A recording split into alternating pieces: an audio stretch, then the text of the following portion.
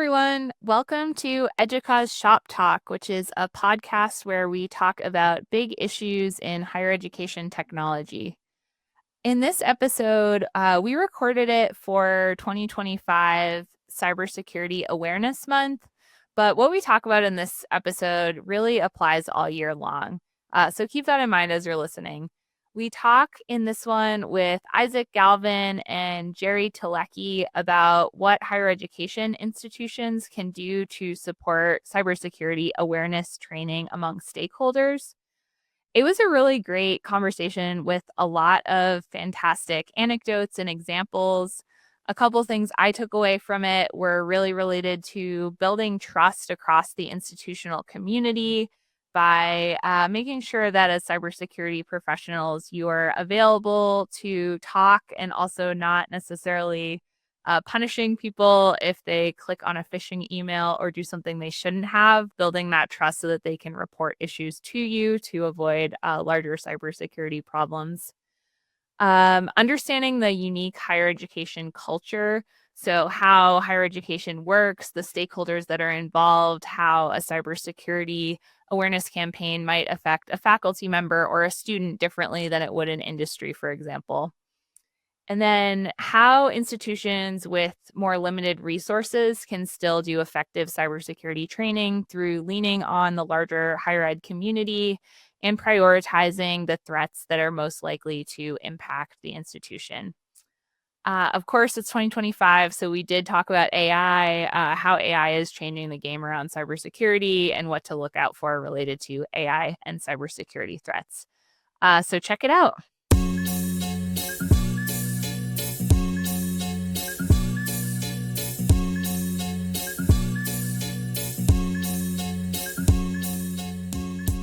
Hello, everyone, and welcome to EDUCAUSE Shop Talk.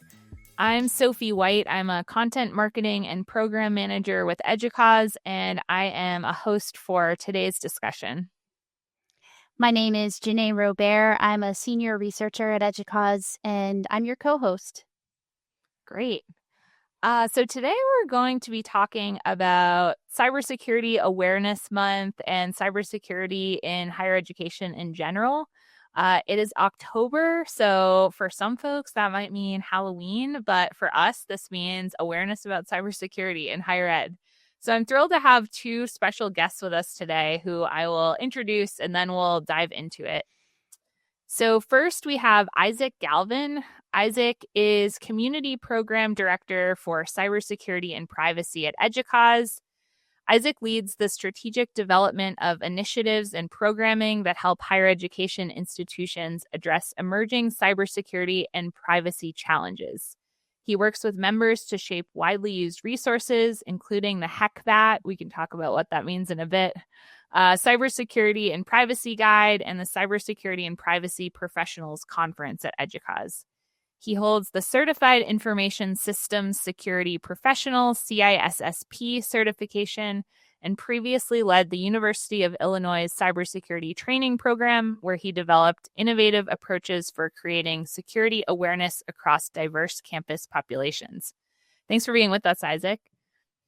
Yeah, thanks. It's nice to be back. All right. And next up, we have Jerry Tylutki, Director of Information Security and Privacy at Hamilton College, who leads institutional cybersecurity, compliance, and risk management programs as a team of one. You're doing a lot as one person, Jerry. Relying on cross-campus relationships and innovative approaches to drive strategic conversations on data governance and AI frameworks.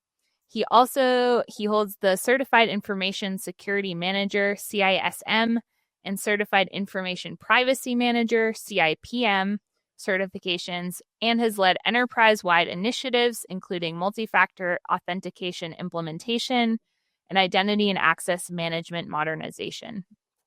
Jerry's an active contributor to the higher ed technology community, including serving on EDUCAUSE's Cybersecurity and Privacy Professionals Conference Program Committee, Secretary of the Board of Directors for the Consortium for Liberal Arts Colleges, and co-chairing CLAC's Information Security and Data Privacy Affinity Group.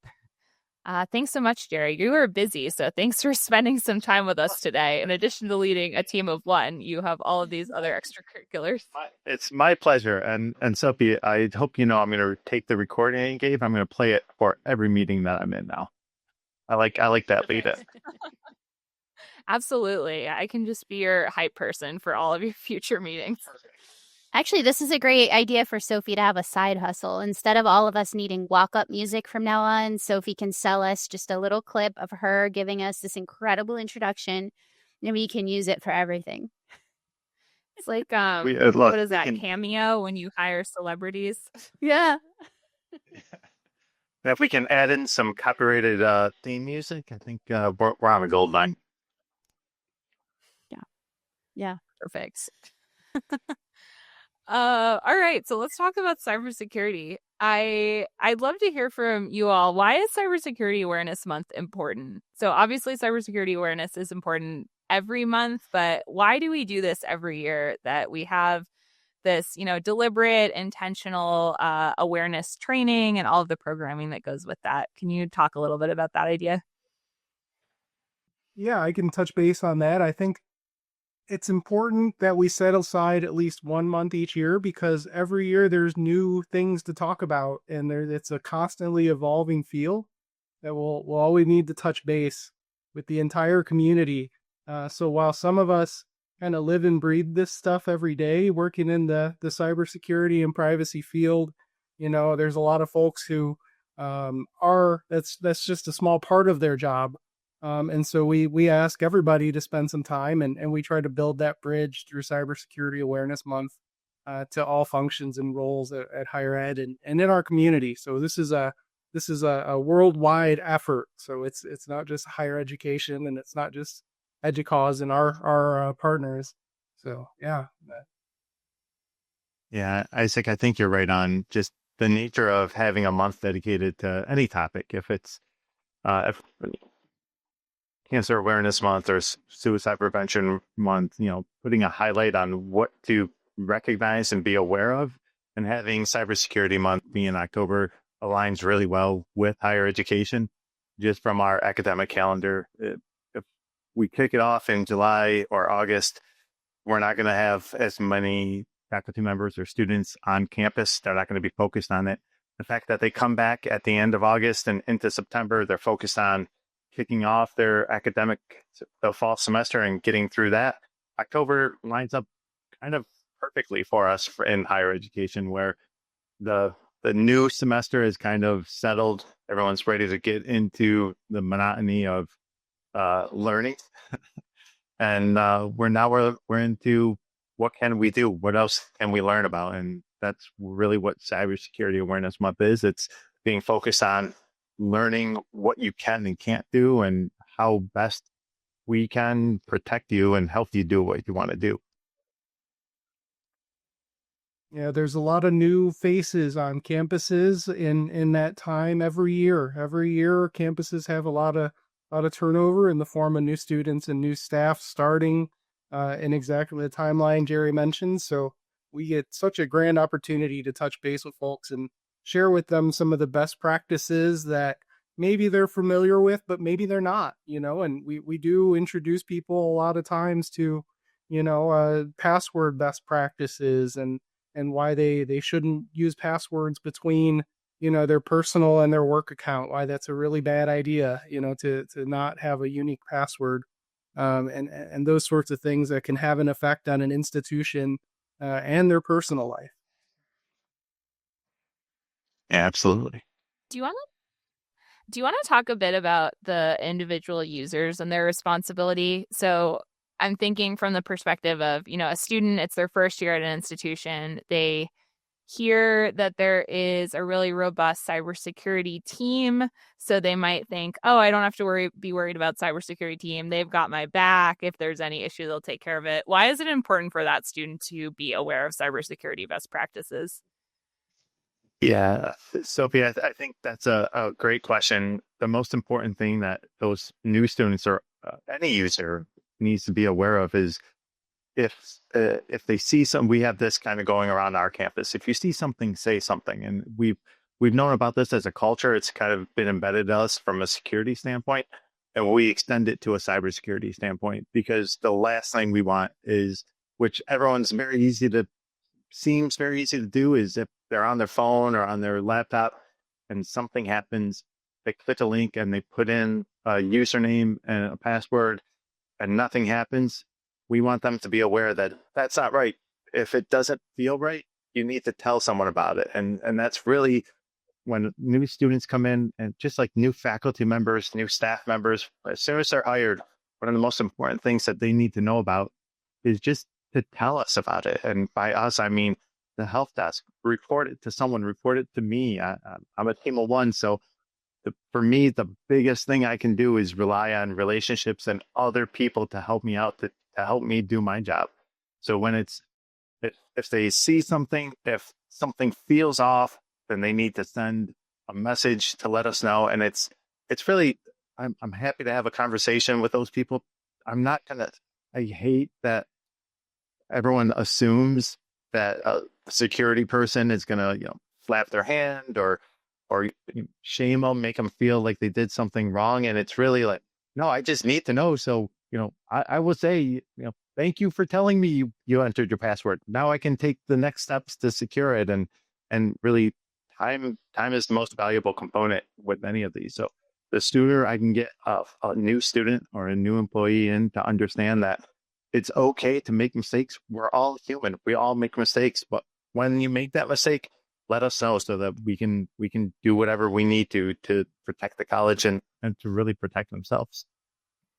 Oh, that seems like such an important point. How do we build trust with the community so that they, tell us when they think something might be wrong? Do you all have, ideas on maybe why there isn't always that trust among users, and kind of how we can work on building that more in higher ed? Yeah, I think one great strategy is to be visible with your community and to have a conscious effort to have regular communications about cybersecurity and privacy on your campus with the community, with the people who work there and who go to school there. And that is a big part of the goal of cybersecurity awareness. We talk about 1 month, but really the best programs have a regular schedule of monthly on an interval. Whatever monthly is probably the best that works for a lot of people. And that's a newsletter or a column or some consistent connection where that's always on the forefront of people's minds. And so that they know what kind of things to look for and who to reach out to when that becomes important. That, as Jerry mentioned, the time is of the essence. So having that persistent and thoughtful communication.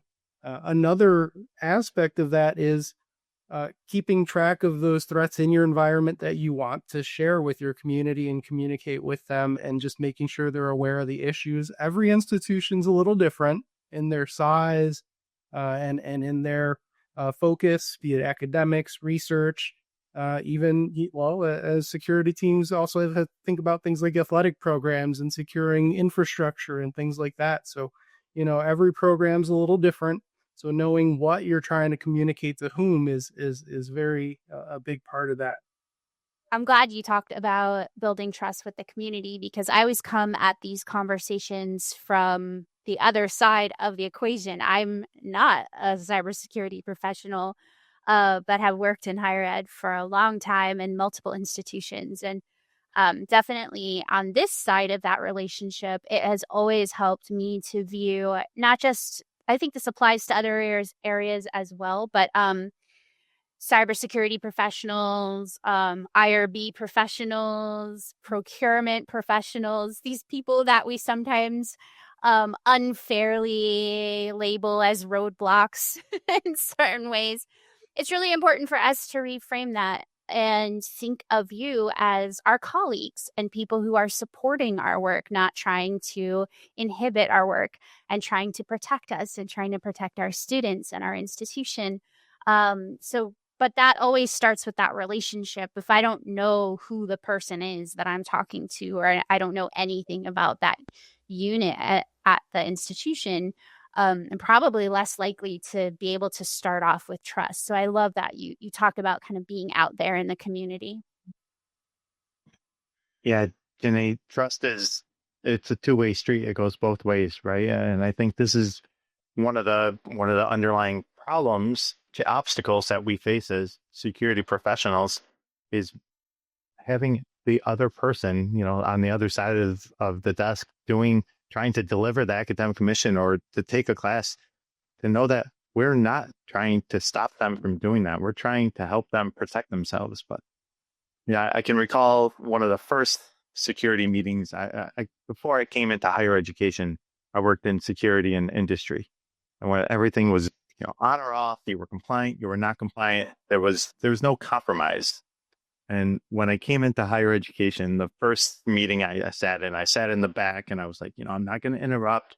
I'm just going to listen to what everyone's talking about.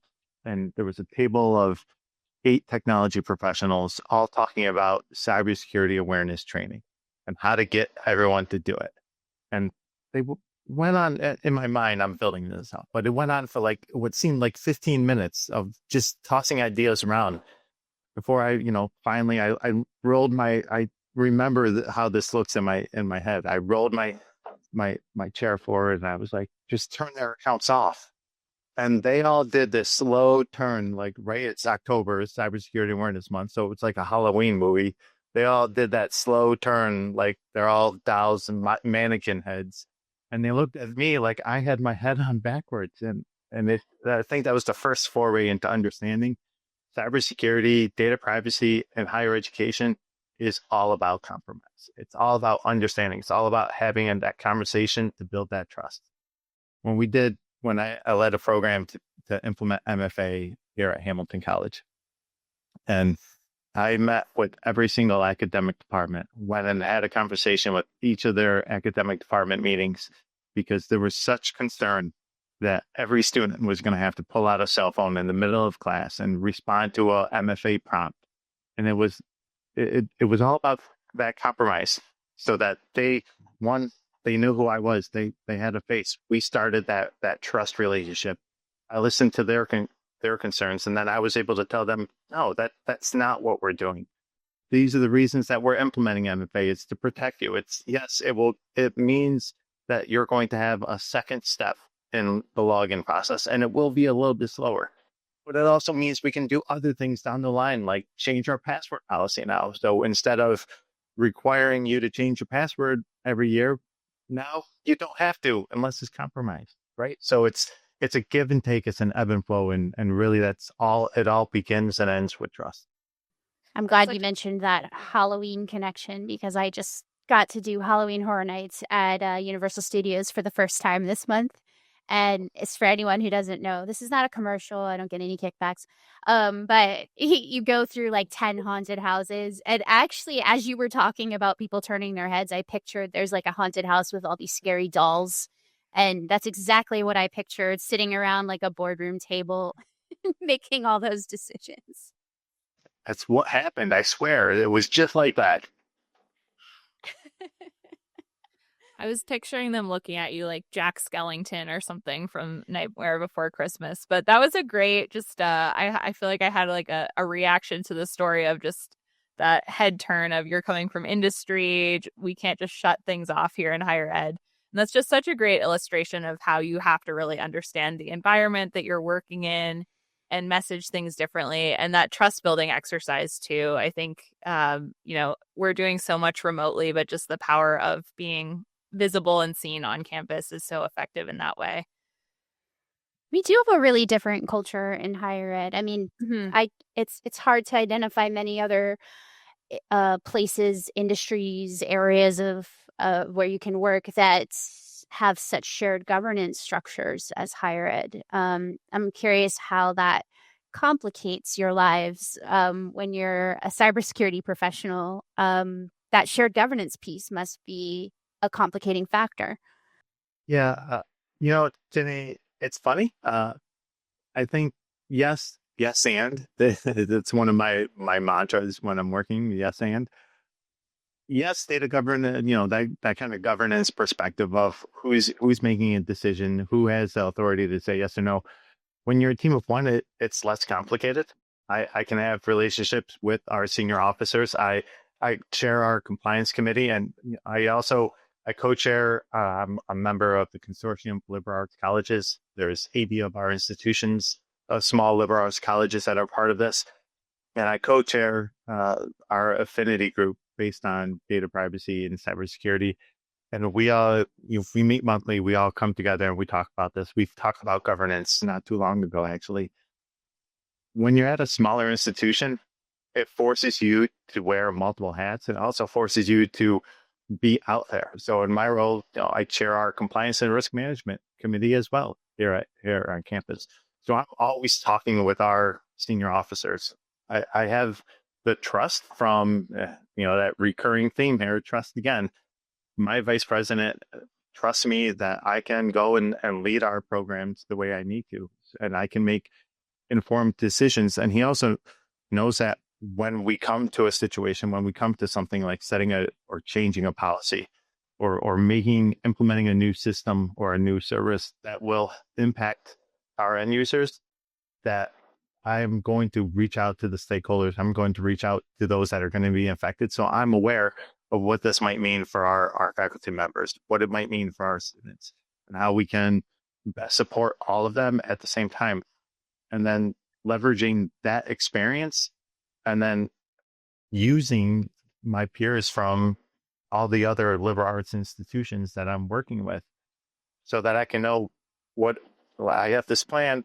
It may or it may not be successful, but I might know that someone at Denison or someone at Haverford has tried this already, and this is the lessons they learned. And being able to rely on peers from an experience perspective is really helpful.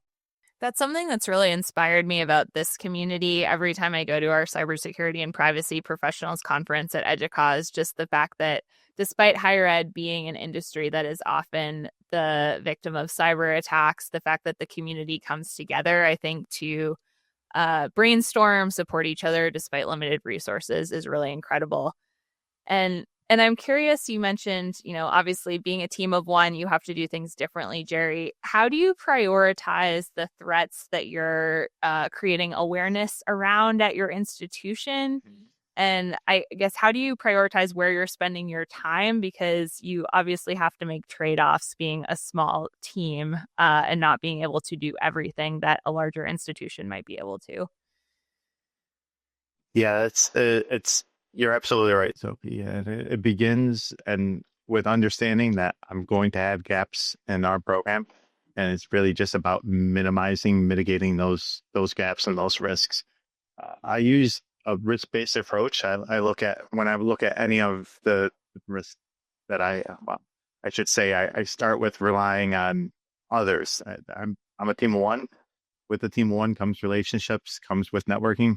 I use Isaac as part of EDUCAUSE's cybersecurity program. I look at, you mentioned the Cybersecurity Privacy and Professionals Conference. I'm on that programming committee.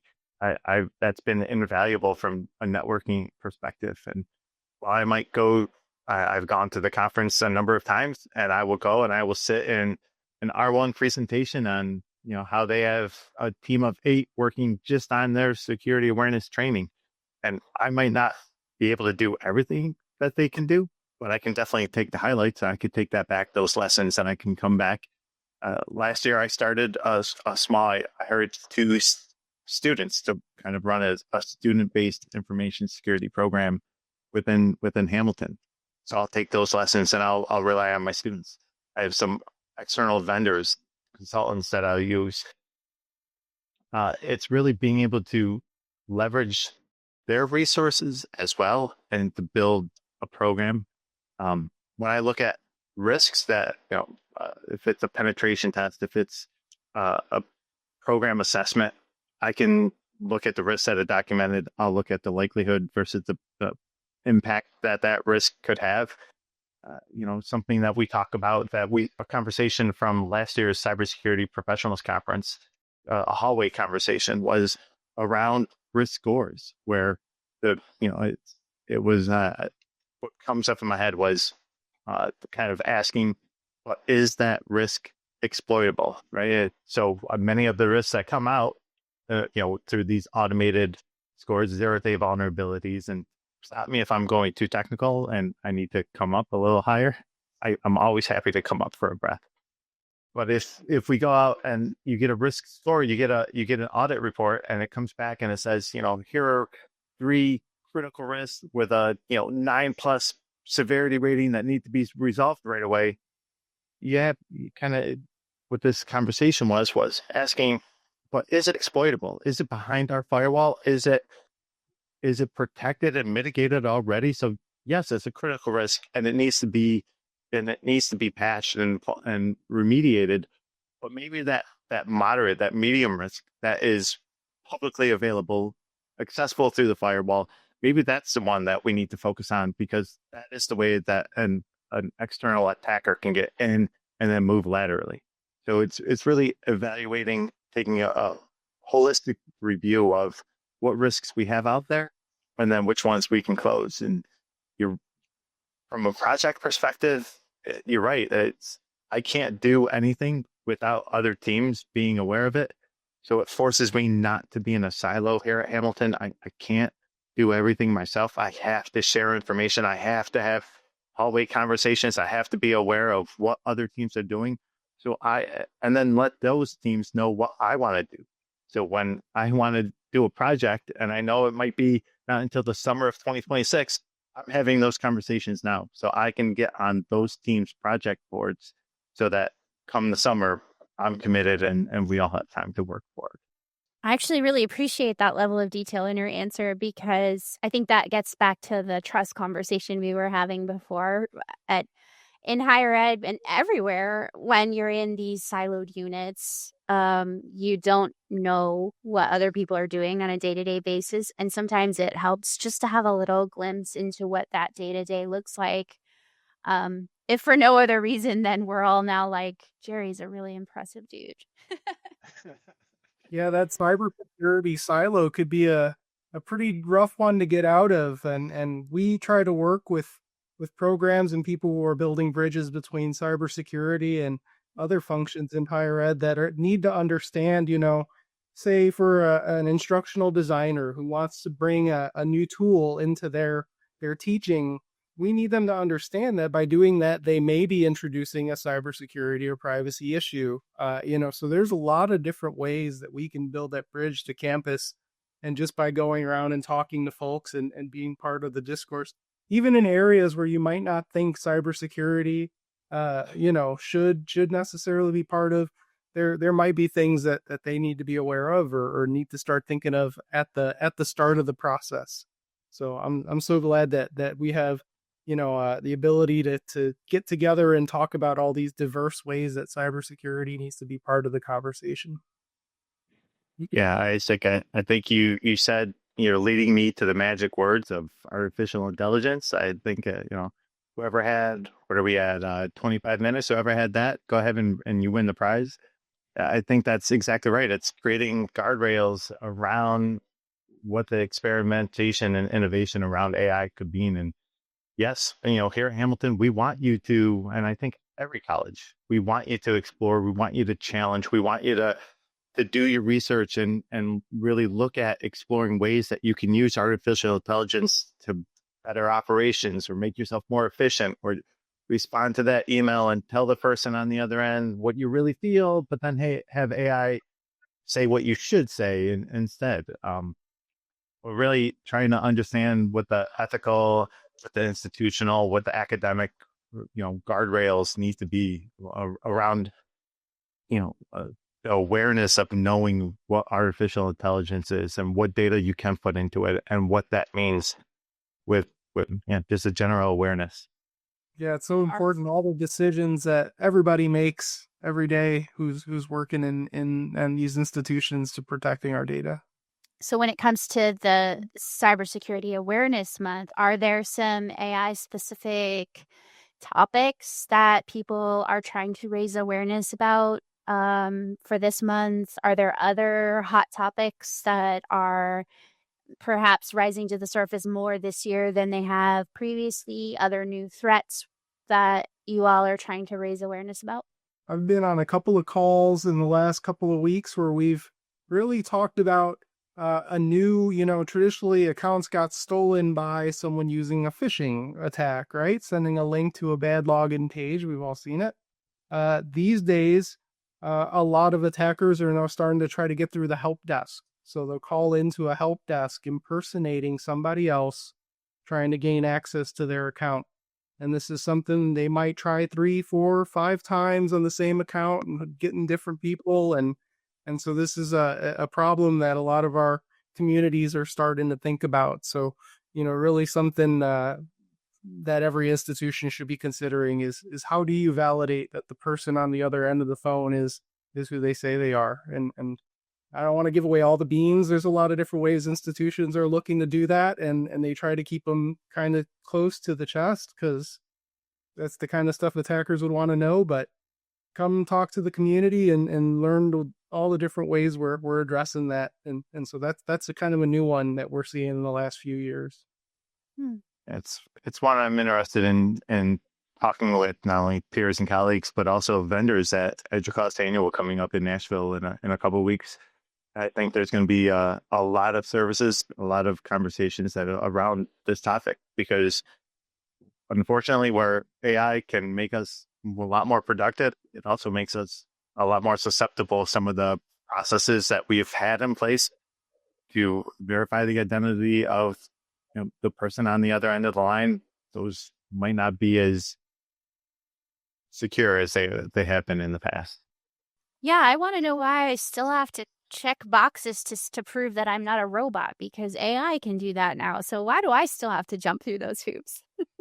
Jenay, I wish I didn't. No pressure. No, I wish I didn't have to push those buttons anymore. It's not always as easy as I want it to be.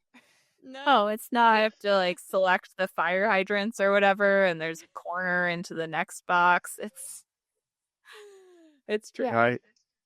I will say in week 2 of Cybersecurity Awareness Month, the highlight is on passwords and password managers. And so every week, with each week of the Cybersecurity Awareness Month, I send out an email to our community, letting them know what the focus of that week is, letting them know some tips, tidbits, little helpful hints that they might have.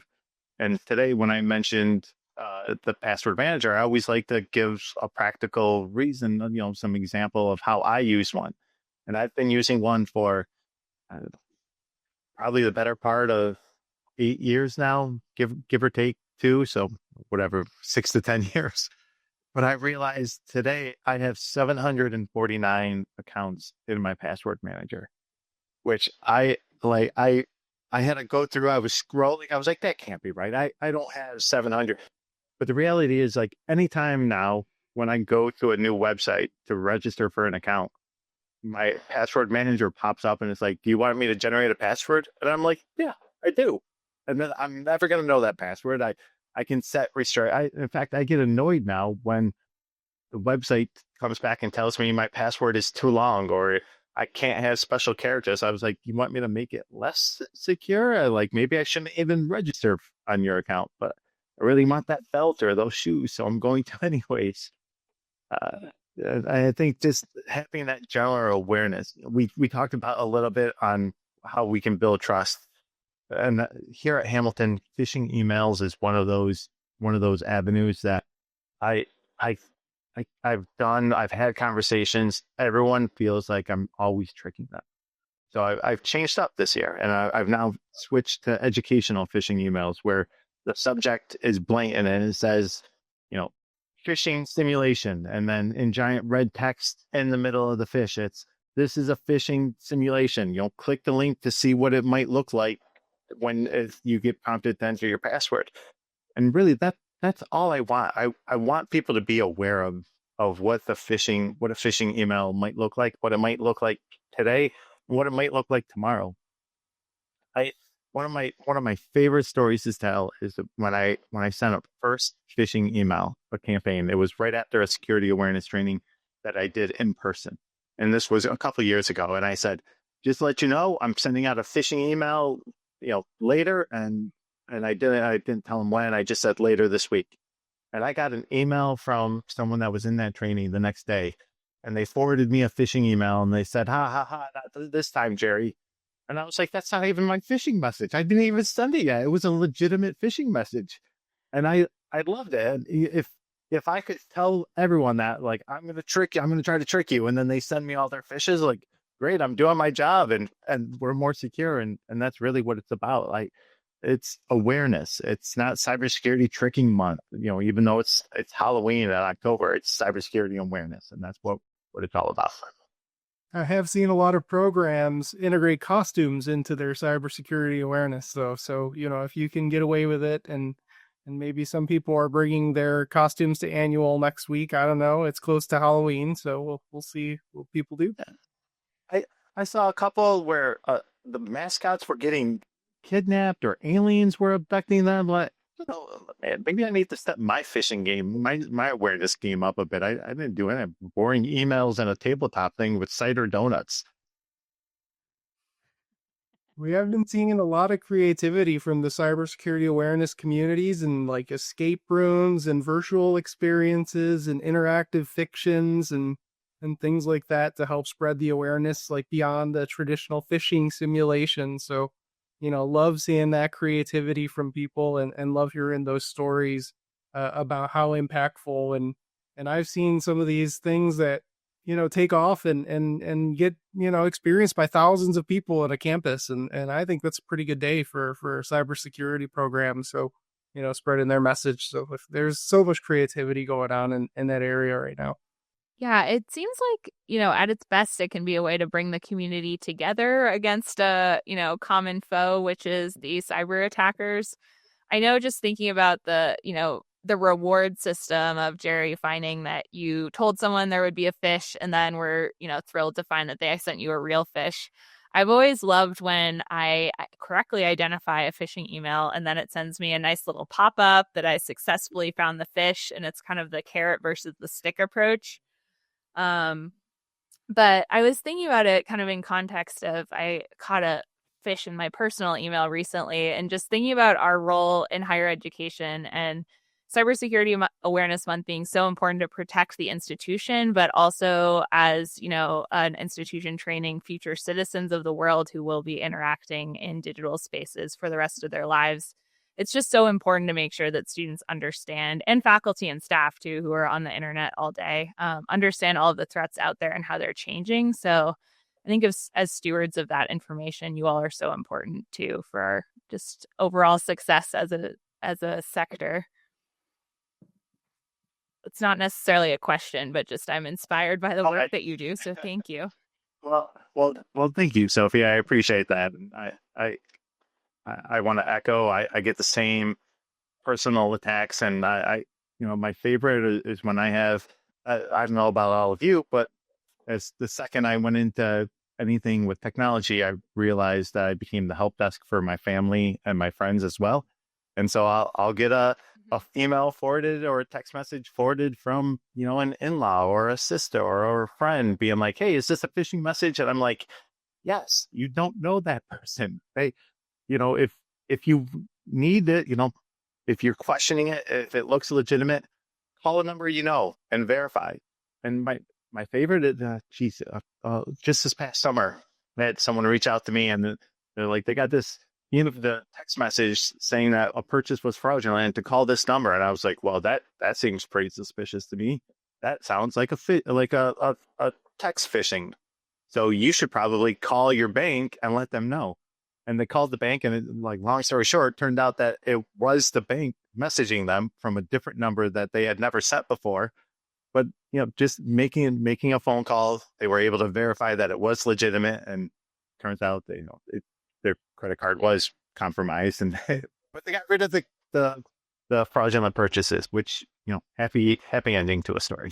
I'm wondering if in current cybersecurity awareness, is there more education about how our voices can be simulated, our likenesses can be simulated on video? And what inspired me to ask this question is because I actually not so long ago asked my mother-in-law to have a verbal conversation with ChatGPT because I wanted her to firsthand experience how realistic that can be. And my voice is on this podcast. I present at conferences, and I really needed her to understand that there absolutely could be a computer talking to you and seem like a real person.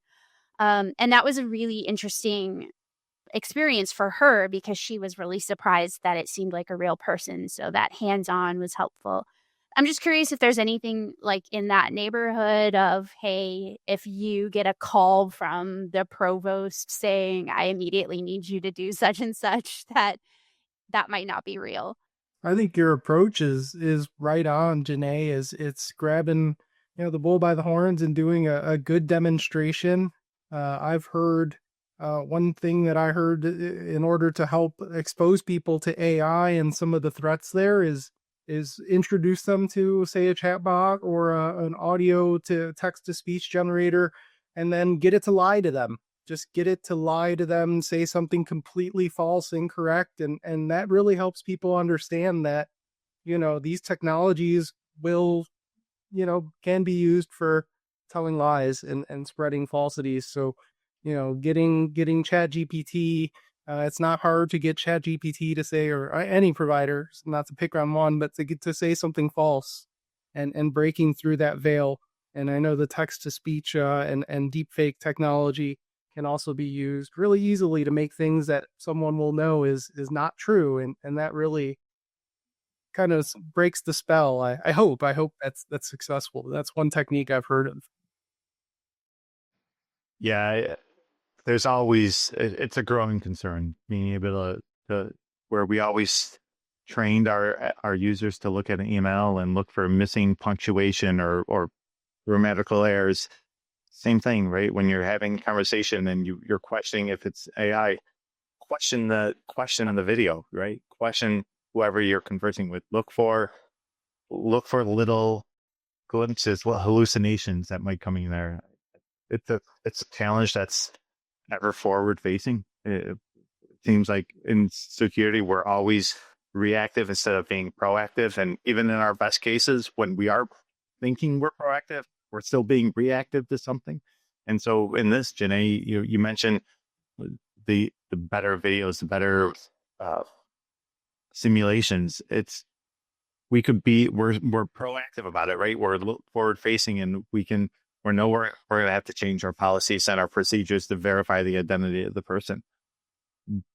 But it's still reactive to the fact that we're reacting to what generative AI can do and what the steps that it can take. And when we start looking at like agentic AI and the different ways, the decisions that it can now and actions that it can take instead of just being a prompt, I think that's where it really starts to get scary. And I hate being that kind of that echo chamber, but it's about awareness. Before it was having a conversation about an insider threat and knowing that an insider threat might be your student researcher. It might be, that employee next to you who just walked away from their computer without locking it and leaving papers out on your desk.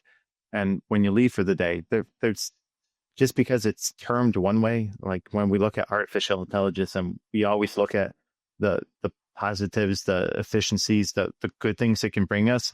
The fact that as a team of one, I can now be way more productive operationally from a cybersecurity perspective, where I can leverage AI tools to do things for me. Now I have new tools targeting me as well. So it's a challenge.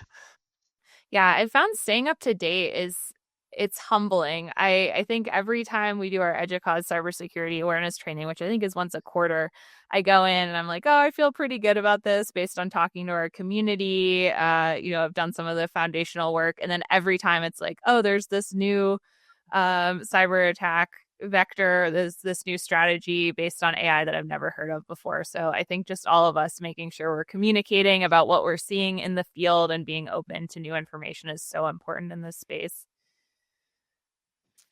So I think we have to wrap up soon, and would just love to hear from both of you, Jerry and Isaac, about if there's one actionable tip that you would encourage institutions to take right now during Cybersecurity Awareness Month to keep their institutions more secure.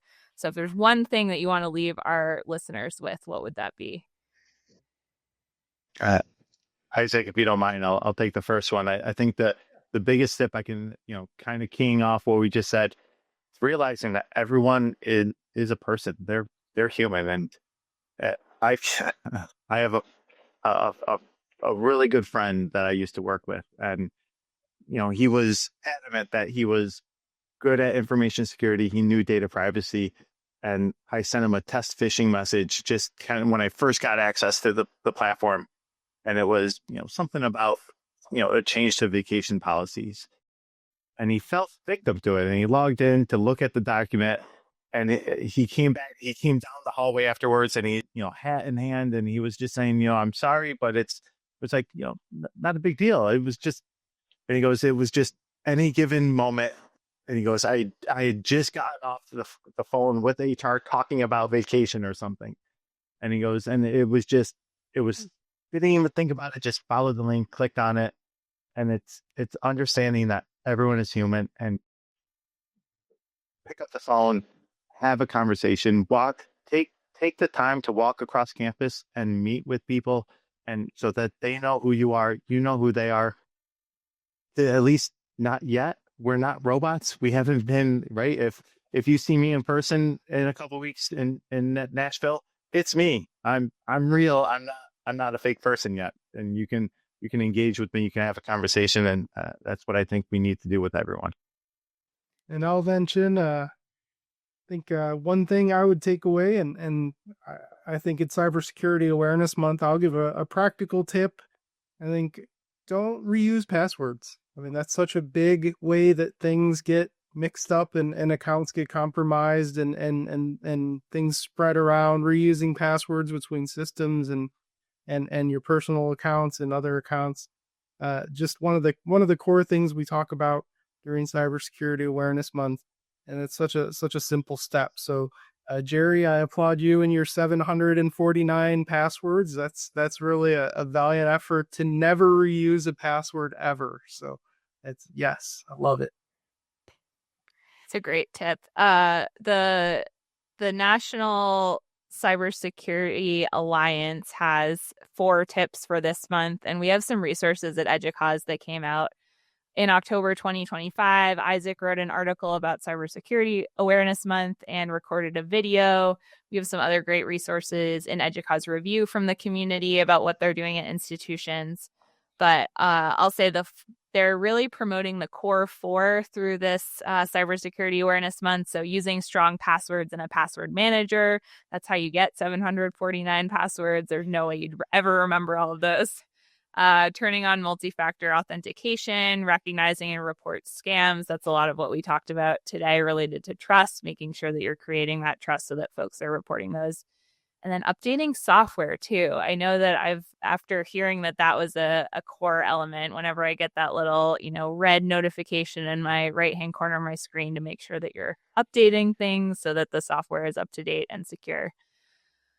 I think this is a great place to end it. Any last thoughts before we wrap up? Thank you for the great conversation, everyone.